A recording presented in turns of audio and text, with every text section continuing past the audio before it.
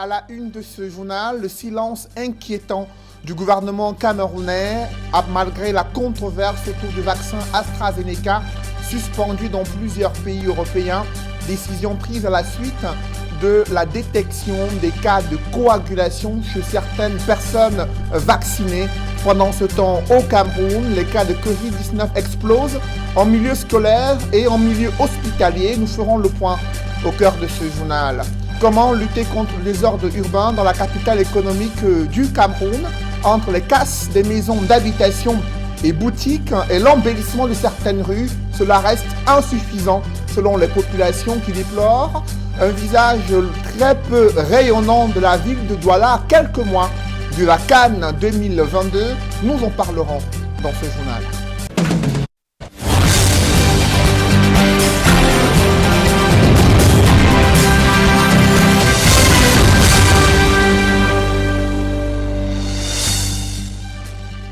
Merci de suivre cette édition complète de l'information sur Equinox Télévision.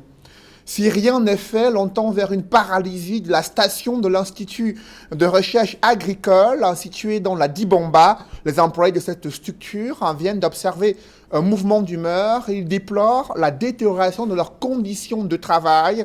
Ils comptent aller plus loin et poursuivre ce débrayage si rien n'est fait pour répondre à leurs préoccupations d'ordre social et économique. On fait le point avec Dallas Tiana, Vivien Tonfac. La station Ira de la Dibamba les salue d'une cour de deuil. Assis à même le sol au-dessus des chaises, ces hommes et femmes, employés de la structure, ont l'air déboussolés. Chez certains, l'émotion est si forte qu'ils éclatent en sanglots.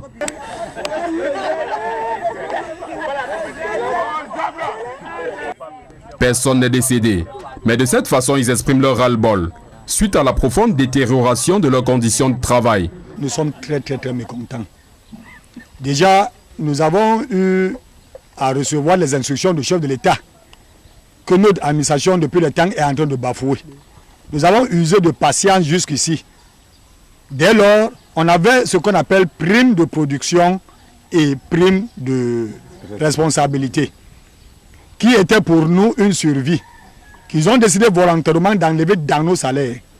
Nous avons réclamé une prime de risque par rapport à ce travail-là, parce que nous avons eu un collègue ici, Bidjimet Thomas, qui était tombé sur un géniteur à la 98 et il a eu un dérèglement au niveau de son système urinaire où il pisse, il ne sait pas qu'il pisse et il n'a pas été retenu lors des contrats. On l'a licencié, on l'a remercié avec une somme, je crois, une somme minable. L'abandon depuis 12 ans de la prise en charge médicale du personnel descend dans la vétusté. Le bâtiment jadis prévu à cet effet est l'une des préoccupations suscitant l'ire de ses employés. Surtout que la négligence de ce volet a entraîné la mort de plusieurs de leurs collègues. Aujourd'hui, si tu es malade à l'IRAD, c'est repas de Bamba, tu te prends toi-même en charge. Aujourd'hui, si tu as faim, tu te prends en charge. Nous en avons marre. Les personnes sont parties en retraite, d'où elles n'ont jamais vraiment reçu de leur pension vieillesse. Je prends le cas de M. Sami Bienvenu, qui s'est rendu en retraite depuis juin dernier. Et il a perdu vraiment sa vie, n'ayant vraiment pas perçu de son dû. Aussi, ils appellent à la réintégration de leur chef de personnel, suspendu selon eux, pour des motifs fallacieux, et à la prise en solde des ensacheurs qui travaillent depuis 4 mois, sans percevoir le monde radis, en contrepartie. À la station Ira de la Dibamba, spécialisée à la recherche agricole sur le palmier à huile, les conditions de vie ne sont elles aussi guère reluisantes. Logés dans des cases ressemblant à des poulaillers, les employés doivent faire la queue devant l'unique latrine disponible et où ils se disputent l'espace avec les asticots. Nous n'avons pas les toilettes. Les toilettes sont déjà remplies. Les toumous sont là, derrière nous. Les asticots sont derrière nous. Quand tu veux chier comme ça, là, ça saute. Même les enfants ont déjà les maladies. Et tu fais les besoins, on te voit dehors. Avant, c'était qu'on venait même enlever l'eau là. Maintenant, rien.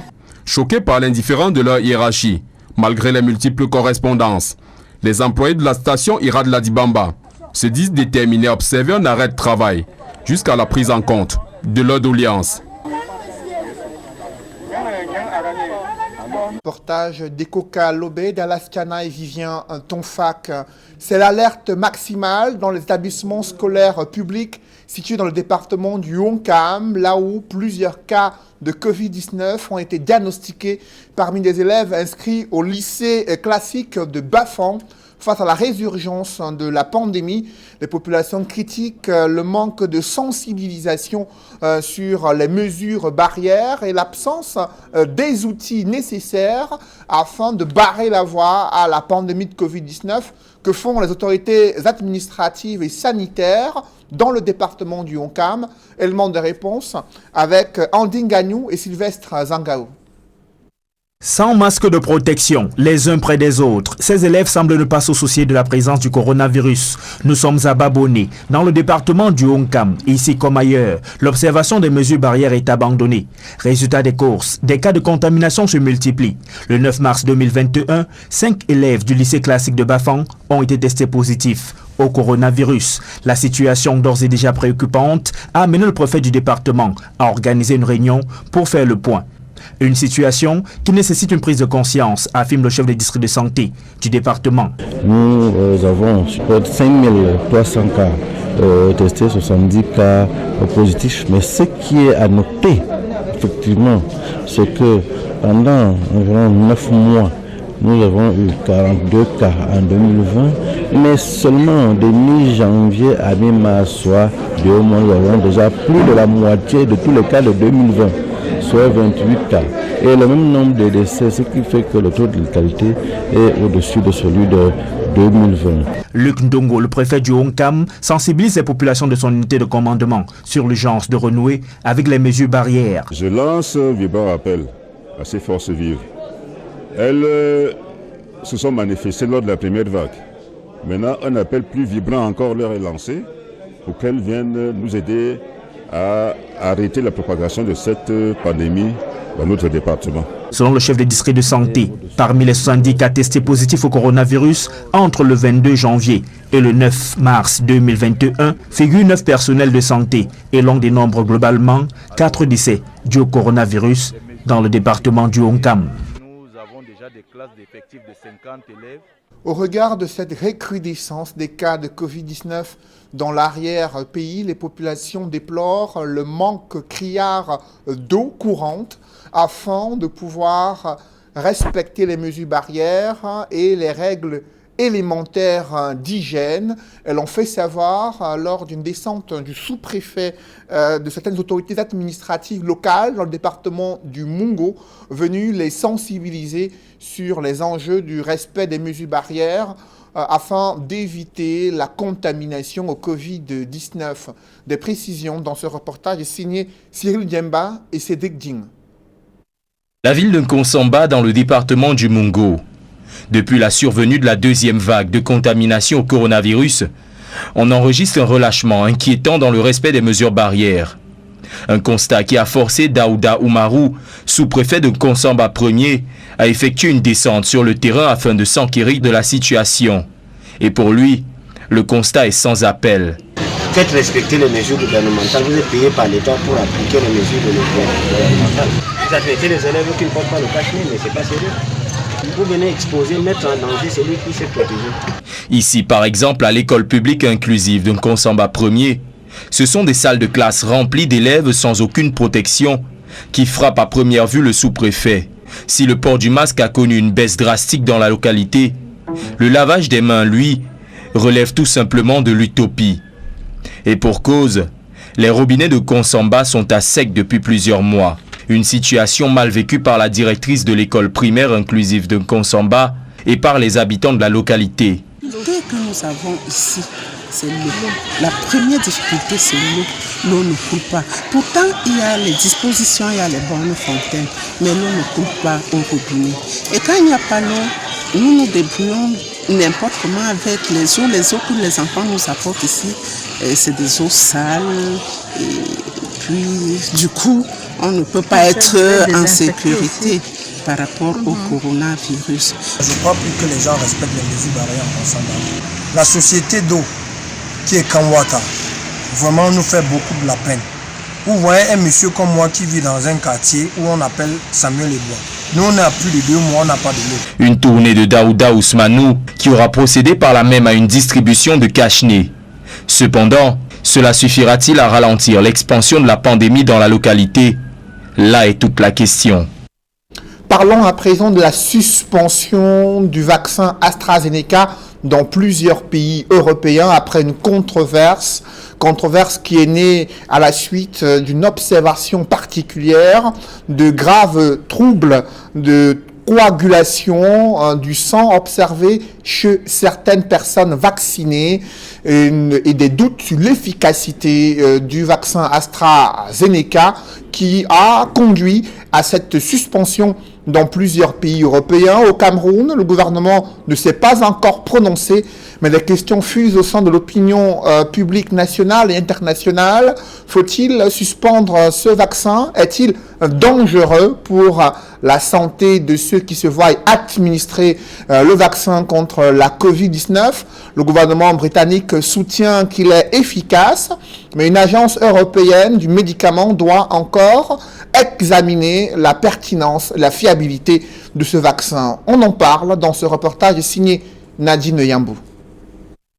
La suspension du vaccin AstraZeneca dans plusieurs pays d'Europe alimente la polémique au moment où le Cameroun s'apprêtait à recevoir des milliers de doses de ce vaccin ce mois de mars 2021. Les effets secondaires de ce vaccin sur des patients ayant été vaccinés ont créé le doute et la psychose dans l'esprit des Camerounais. Face au tollé provoqué par cette suspension, le gouvernement a dû faire rétropédalage avec l'annonce du ministre de la Santé publique. Sur son compte officiel Twitter, Manaouda Malachi affirme, je cite, « Nous n'allons pas utiliser ce vaccin tant qu'il subsiste des doutes sur ses effets. » Fin de citation. Manaouda Malachi renchérit, indiquant avoir saisi le conseil scientifique pour avis. Des informations peu rassurantes au sein de l'opinion nationale qui y voit en cette démarche du gouvernement des faiblesses du système de santé, incapable d'apporter des solutions efficaces à la pandémie actuelle. Et comment en est-on arrivé là? Tout est parti de l'alerte donnée par le Danemark, premier pays européen à avoir suspendu le vaccin après de graves troubles de coagulation chez les patients vaccinés. Le décès en Autriche d'une infirmière de 49 ans, après avoir reçu une injection, a ravivé la controverse. Dans la foulée, plusieurs pays comme la Norvège, l'Irlande et l'Espagne suspendent la formule AstraZeneca à titre préventif. Ils sont rejoints par la France, l'Allemagne et l'Italie. Pour ces dirigeants, il est question d'accorder plus de temps aux experts pour de nouvelles recherches sur ce vaccin avant toute utilisation. Rejetant ces allégations, le gouvernement britannique continue d'administrer ce vaccin à sa population. Il le qualifie de sûr et d'efficace. D'après les services de santé, ce vaccin britannique a fait ses preuves. Il a permis de réduire de près de 80% des risques d'hospitalisation. Et les effets secondaires sont jugés minimes, voire rares. La Belgique et l'Australie ont pour leur part décidé de renouveler leur confiance au vaccin AstraZeneca. Et sur le continent africain, après avoir reçu 1,7 million de doses de vaccin AstraZeneca, la République démocratique du Congo a reporté sa campagne de vaccination qui devrait débuter depuis le 15 mars 2021. Au Cameroun, la mobilité des populations est un épineux problème, notamment dans le département du Mayo-Sanaga, dans la région de l'extrême nord. Les autorités administratives ont pu expérimenter le mauvais état des routes. Les populations ont déploré l'incompétence des entreprises prestataires, chargées pourtant d'aménager les principales voies de circulation dans le Mayo-Sanaga. Autre préoccupation des populations adressée au préfet, c'est l'insécurité grandissante et de nombreux litiges fonciers. Compte rendu avec Amadou Daïrou et Julingue Nyondé.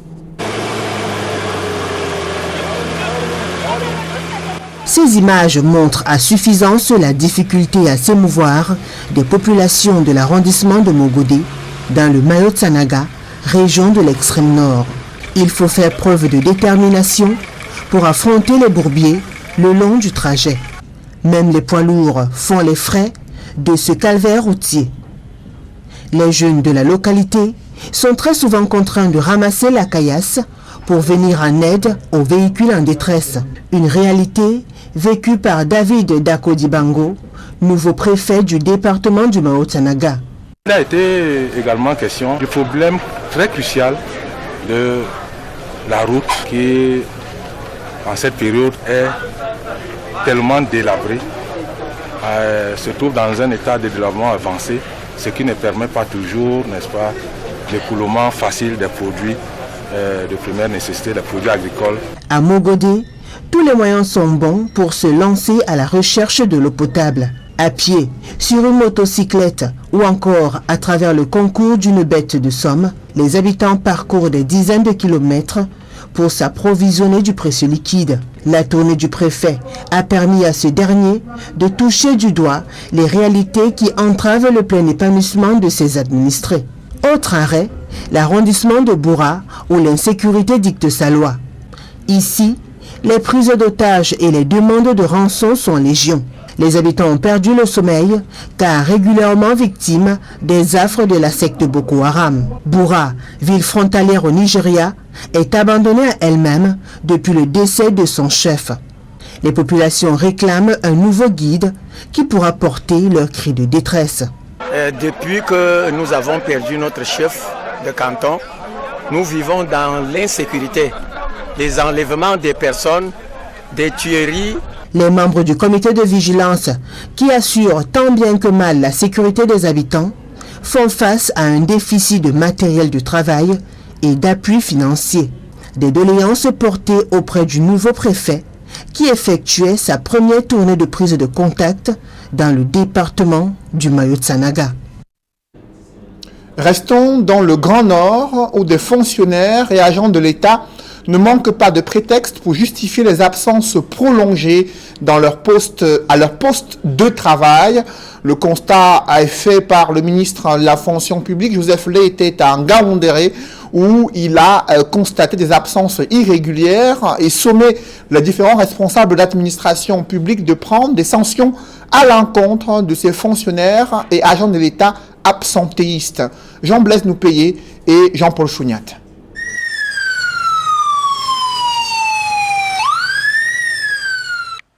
Dans la région de la Damawa, comme un peu partout ailleurs dans l'arrière-pays, l'absentéisme des fonctionnaires fait partie des principaux maux qui ruinent l'efficacité des prestations aux usagers depuis de longues années.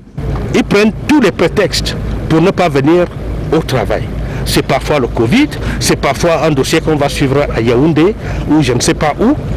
Et il y en a qui passent le clair de leur temps en dehors de leur poste de travail et c'est l'administration qui en souffre. Devant tous ces motifs tout trouvés, pour tenter de justifier ce refus déguisé de travailler et d'absence répétitive à leur poste de travail, le ministre Joseph Anderson Lé s'en remet au gouverneur de région. Les gouverneurs de région sont également fortement interpellés parce qu'ils ont avec eux des outils efficaces pour sanctionner. La deuxième gangrène qui ronge la fonction publique camerounaise depuis de longues années, les lenteurs administratives. Une fois encore, les mauvais exemples viennent même du ministère de la fonction publique et de la réforme administrative. Là-bas à Yaoundé, le personnel des services centraux sont passés maîtres dans l'art de bloquer les dossiers des usagers. Le dossier est arrivé au niveau de la fonction publique le 2 août 2019. Alors ce dossier a fait un bon petit parcours jusqu'au 21 août 2019. Et ça s'est arrêté là. Il a été systématiquement bloqué entre la sous-direction des personnels fonctionnaires du secteur éducatif et le service des autres personnels enseignants. Des démarches ont été entreprises par elles-mêmes ainsi que moi-même auprès de ces responsables. Aucune suite n'a été donnée, encore moins d'informations. Et face à toutes ces misères, des fonctionnaires malmenés entre déplacements pour Yaoundé et retour sans solution, le plus souvent coincés dans une exigence de mouiller la barbe. Le ministre de la fonction publique sort le joker de la décentralisation des prestations, tout enveloppé dans une dématérialisation des procédures. Les services en ligne aujourd'hui, c'est-à-dire les TIC, nous permettent de résoudre 80 voire 90% de nos problèmes à distance. L'obstacle des déplacements physiques et son nid de corruption balayé par la panacée du numérique, l'accès à l'Internet et la stabilité des réseaux de connexion demeurent encore à ce jour le principal défi à relever pour espérer une satisfaction complète de tous les usagers de la fonction publique camerounaise. Dans le reste de l'actualité, la pluie a fait des ravages dans le département du Mbam et Inubu, région du centre. Près de 70 familles sont sans abri à Bafia, Biamo et autres localités. Elles font les frais du retour brusque des premiers orages dans certaines villes du Cameroun. D'autres précisions avec Aïk Cyril. Des familles désormais sans abri à Bafia, dans le département du Mbam et Inubu. Elles font les frais des pluies qui s'abattent ces derniers jours dans certaines villes du Cameroun.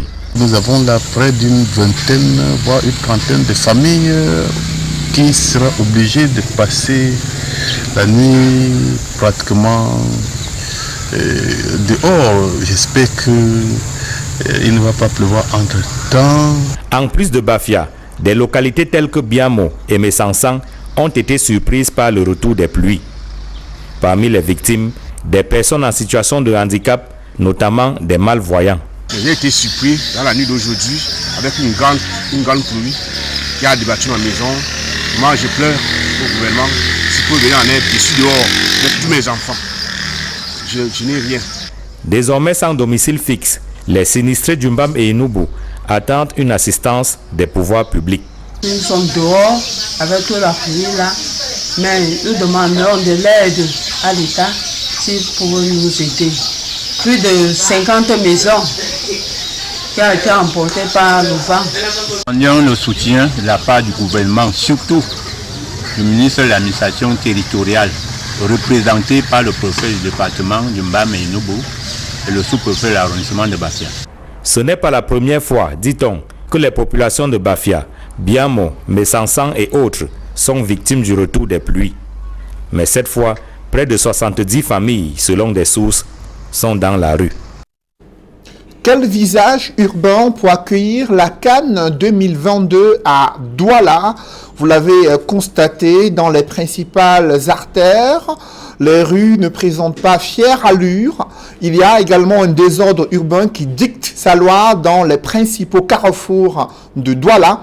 Dans le 5e arrondissement, une opération d'embellissement vient d'être lancée par la municipalité, mais elle se heurte aussi à cet épineux fléau de désordre urbain observé dans les marchés de proximité et dans les principales artères du 5e arrondissement de Douala. Évocation avec Innocent Abega et Julienne Berthe-Bissaille.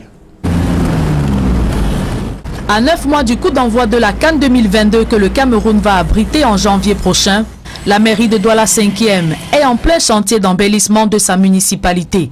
Ces équipes sont sur le terrain depuis quelques semaines pour donner de l'éclat aux différentes rues où passeront les équipes de la poule de Douala pour rallier le stade Omnisport à Bépanda et le stade d'entraînement à Bonamoussadi. Il se trouve que d'ici quelques mois, nous allons accueillir des étrangers chez nous. Il faudrait que ces étrangers, la CAN qui est annoncée, que ces étrangers puissent partir avec de très bonnes images pour notre pays. Dans cette immense tâche, la mairie fait face à de nombreuses difficultés, notamment la présence des commerçants le long des emprises sur la voie publique. Si il arrive qu'on doit casser les gens, comme on le dit, il faudrait certainement qu'on trouve un site de recasement.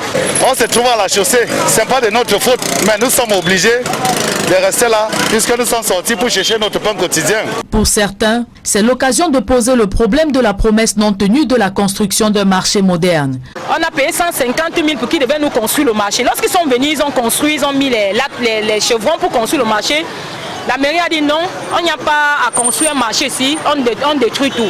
Au-delà de toutes ces plaintes, la mairie joue la carte de la sensibilisation pour faire comprendre aux commerçants le bien fondé de cette opération. Le maire Richard Fongwang a pris des résolutions importantes là-dessus. Plusieurs fois, nos concitoyens qui mènent des petits commerces en bordure de rue, on leur a sensibilisés. Et nous sommes allés même avec des différents régisseurs. Il y a eu des séances de travail où nous leur avons demandé de faciliter la tâche à ces citoyens-là. Et justement, c'est ce qui est en train d'être fait. Les habitudes ayant la peau dure, la mairie de Douala 5e aura fort à faire pour convaincre les récalcitrants à quitter la voie publique à quelques jours de l'échéance tant attendue. Dans le 3e arrondissement de Douala, ce sont plus d'une centaine de familles et propriétaires de boutiques qui risquent d'être victimes de casses et de déguerpissements, précisément au lieu dit PK12. La municipalité leur reproche d'être installée sur les emprises de la route à construire en prélude à la Cannes 2022. Cependant, l'initiative communale suscite déjà des grincements de dents chez les concernés. Innocent Abega et Donald Brice Kamgan.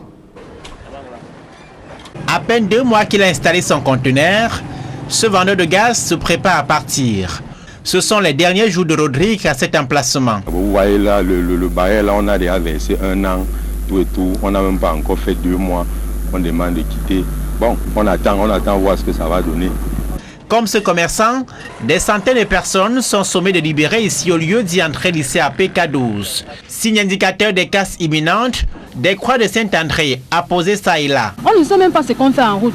Non seulement les temps sont durs, mais on ne fait même rien. On va prendre l'argent où? C'est pour qu'on devienne quoi?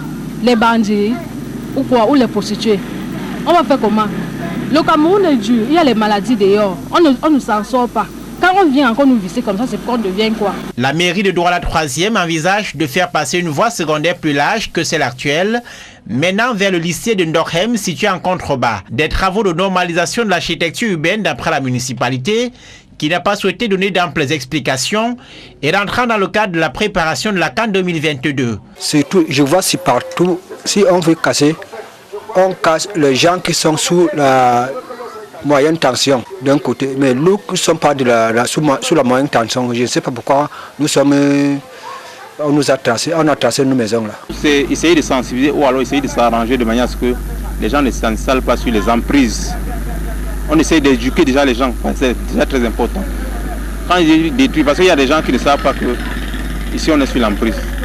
Il faut les éduquer, les sensibiliser pour que ces gens ne puissent pas s'installer. À PK11 déjà, des cas similaires ont été opérés afin de rétablir les servitudes et faciliter les interventions des sapeurs-pompiers en cas d'incendie.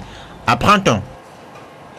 Mettons le cap sur la région de l'Ouest, là où les agriculteurs utilisent souvent des feux de brousse afin de mener leur production, de pouvoir entretenir leurs champs, mais c'est une technique qui risque de rendre stériles les terres. C'est du moins l'avis des experts techniques réunis dans la région de l'Ouest à l'occasion d'examiner une autre stratégie pour améliorer la fertilisation des sols et la rentabilité de la production agricole. D'autres détails avec le Clé de Sakem. Les feux de brousse sont en essai une vieille pratique agricole fortement enracinée dans les habitudes de nombreux cultivateurs, notamment dans la région de l'Ouest Cameroun. La pratique est justifiée par la recherche du rendement et le gain de temps dans les plantations.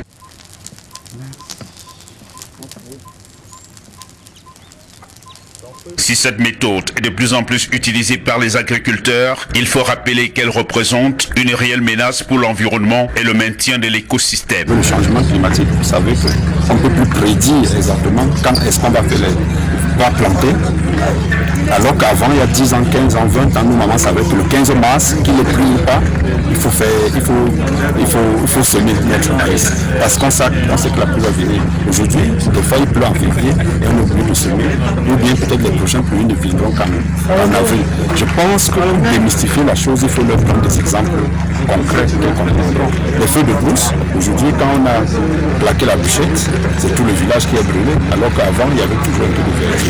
C'est au regard de cette menace sans cesse croissante que la commune de Fokwe, dans le département de la Minois, vient d'engager une croisade contre les pratiques qui tentent à impacter l'équilibre environnemental. Il est question de minimiser l'empreinte carbone et lutter efficacement contre les changements climatiques. Le tout porté par un plan climatique.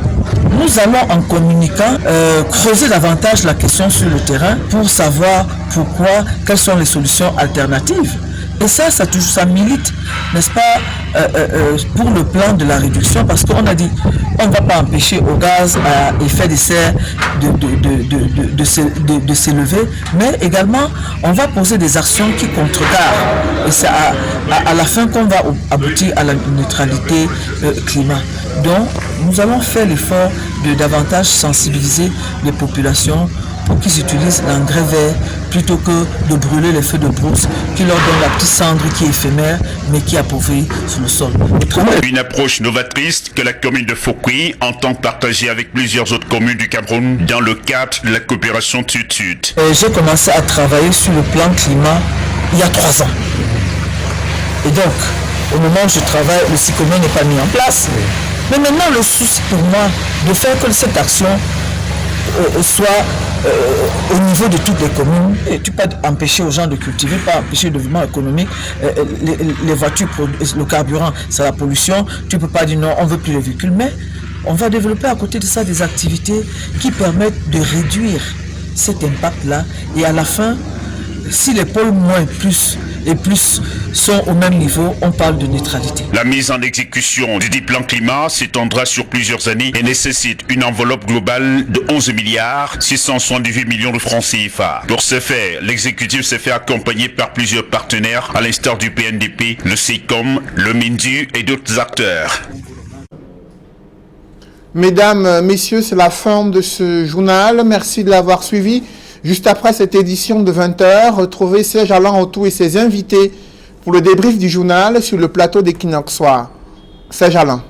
Absentéisme notoire des personnels, des agents de l'État et fonctionnaires, le ministre de la fonction publique et de la réforme administrative est allé toucher du doigt la réalité dans la Damawa. Joseph Lay a constaté que des fonctionnaires et agents de l'État utilisent toutes sortes de prétextes pour justifier leur absence prolongée à leur poste de travail. Certains évoquent le Covid, d'autres disent qu'ils ont de nombreux deuils au sein de leur famille. Ils viennent avec des certificats médicaux très peu plausibles selon le ministre de la fonction publique, et il a interpellé les gouverneurs qui, selon lui, ont un outil très important pour mettre fin à cette indiscipline et absentéisme. Il s'agit des conseils de discipline qui doivent se tenir au niveau régional. Cependant, de notre côté, il y a des fonctionnaires qui ont fait part de leurs problèmes, à savoir ils doivent se déplacer à Yaoundé pour suivre leurs dossiers qui traînent dans les tiroirs du ministère de la fonction publique, pour certains depuis 2 à 3 ans, et qui n'ont pas encore trouvé de solution. Le ministre a indiqué qu'il y a désormais le numérique qui permettrait de faciliter le traitement de leurs dossiers. C'est Alain. Voilà, madame, monsieur, c'est donc l'essentiel. Equinox Soir, deuxième partie. Bonne soirée à vous, Cédric. Je vous souhaite une bonne soirée, c'est Alain. Rendez-vous demain. 20h. Dans un instant, la suite. Equinox Soir.